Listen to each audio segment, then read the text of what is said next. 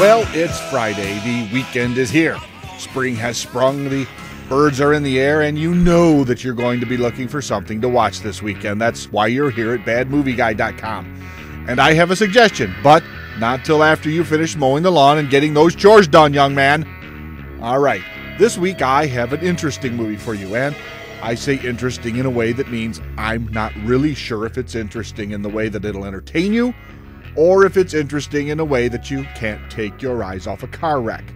It's Die You Zombie Bastards, and it's a trauma movie gone horribly wrong and very strangely weird. Our story begins on Hell Island, where three archaeology chicks are searching for some sort of giant lizard man, which leads them to a lake, which leads them to swimming naked for no apparent reason at all. But something else is lurking on Hell Island, something that's attempting to take over the world.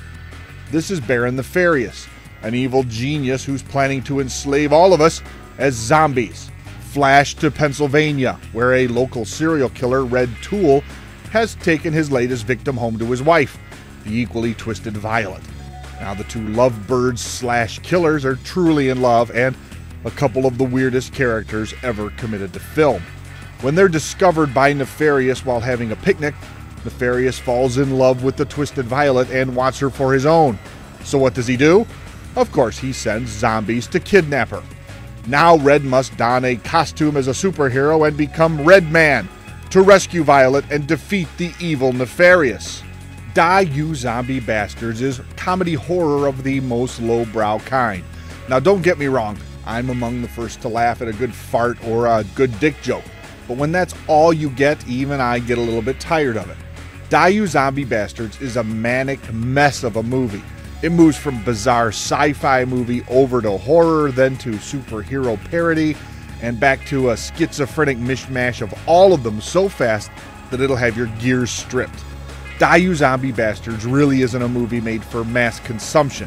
You really have to love the Troma style of movie and probably wish that their movies were a little more manic and made a little less sense. The problem with this movie isn't that it doesn't have heart, which is hugely important to any indie movie.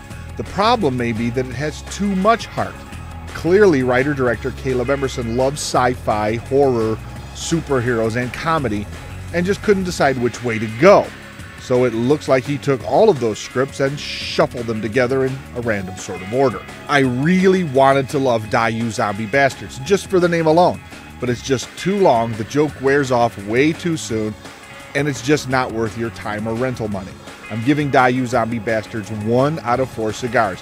If you really want to see a great trauma movie, just rent a great trauma movie. It doesn't matter which one, even the most incoherent trauma movie is more well put together than this.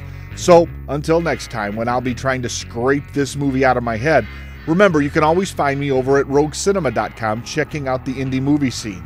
And you can check out my weekly column about horror DVD releases over at fearzone.com. And as always, I'm right here every Friday checking out whatever the hell crosses my desk. So until then, remember that the best movies are bad movies.